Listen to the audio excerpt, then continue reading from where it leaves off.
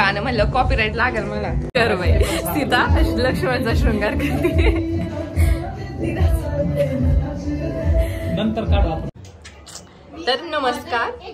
थोडस बोलू नका रे, थोडस रे लक्ष राम कसं जातो इकडून. तर आज आम्ही बनतोय आमच्या धनेश्वर मंदिरामध्ये श्री ज्ञानेश्वरजी महाराजांचं रामकथा आहे. तर त्याच्यासाठी मग आम्हाला थोडे काय करायला लागले, पात्र करायला लागले. मी लक्ष्मण बनले, ही राम बनली.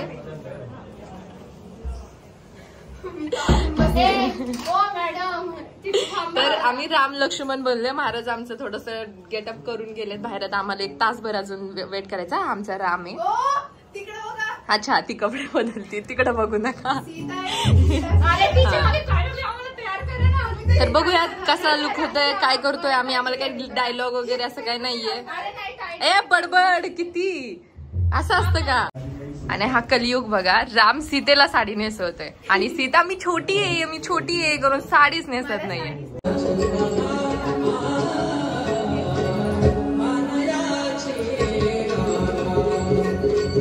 गळ्यात अडकत किती मोठे. कसं घालायचं ते. हा पण आपल्याला एक कमी पडायचं नाही.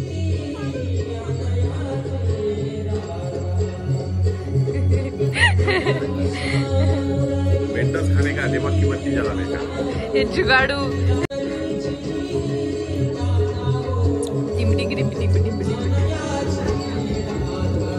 तिला ना टाका मला. आयुष्यात तर अजून मुंडवळ्या लागल्या नाही, नाटकात तर लागल्या. ये सीते मी बिना मुंडवळ्याची. छान दिसतेस. आमचा लक्ष्मण बघा किती मस्त दिसतो. असा गुबू गुबू लक्ष्मण. हा राम नाही, राम करा मेकअप करा. पासून तयार होऊन बस. नाही तयार तर नाही, चालूच आहे. अजून आमची एंट्री व्हायची आहे.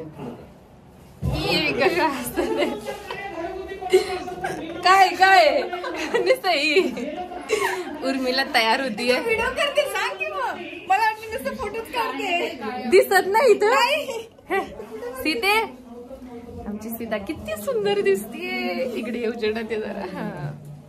हॅलो आमचं लक्ष्मण.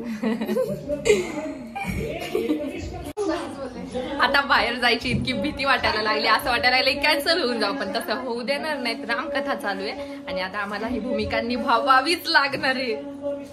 काय करायचं टेन्शन वाले चेहरे बघा. उर्मिला काय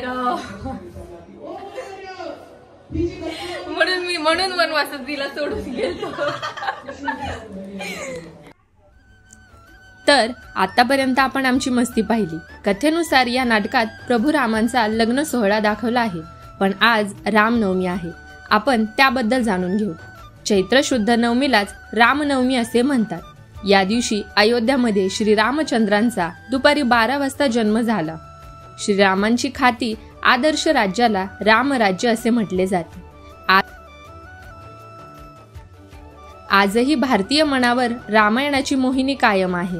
अनेक ठिकाणी राम मंदिरांमध्ये या दिवशी दुपारी 12 नंतर राम जन्माचा सोहळा साजरा करतात. राम जन्मानंतर सुंठवड्याचा प्रसाद आणि पेढे वाटतात. 2 मुली आहेत, मांडवी आणि श्रुतकीर्ती. त्या मांडवी आणि श्रुतकीर्ती या भरत आणि शत्रुघ्नाला द्याव्यात अशी माझी इच्छा आहे. बघा ना तुम्ही राजा दशरथाला विचारून. दशरथाच्या समोर या माऊली या. अरे रामाचं मामा होण्याचं सद्भाग्य प्राप्त झालंय. सुंदर प्रकारची मंगलमय घटिका जवळ आली महाराज. सर्व आले वराडी मंडळी. वराडी मंडळीला अक्षता द्या. फुलं वगैरे वाटत जर असतील तर. सनातन धर्मग्रंथात म्हणजेच रामायणात प्रभू राम आणि त्यांच्या 3 भावांची जन्मकथा सांगितली जाते. राजा दशरथच्या 3 राणी कौशल्या, सुमित्रा आणि कैकेयी यापैकी कोणालाच पुत्रप्राप्ती झाली नव्हती. तेव्हा राजा दशरथ यांनी पुत्रेष्ठी यज्ञ करून घेतला.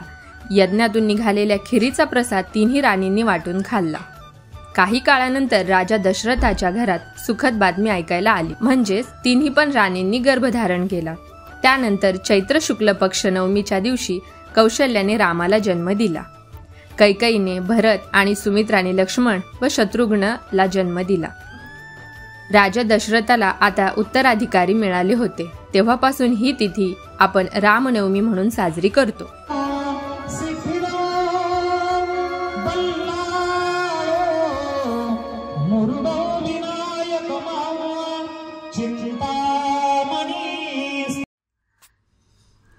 तुम्हाला सांगते, अगस्त्य संहितात उल्लेख मिळतो की ज्यावेळी प्रभू रामांचा जन्म झाला होता ती वेळ दुपारची होती.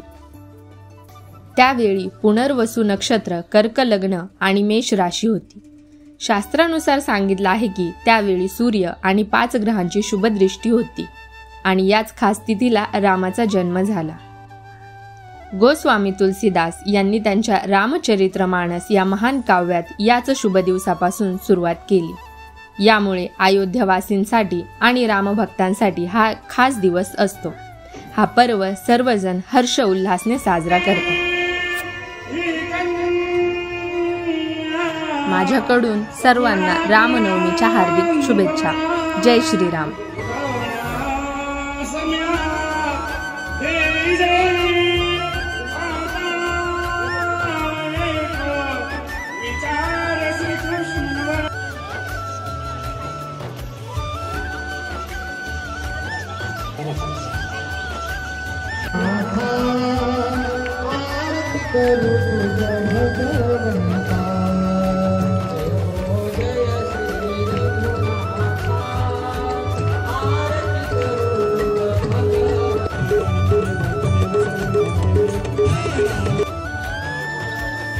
आलो.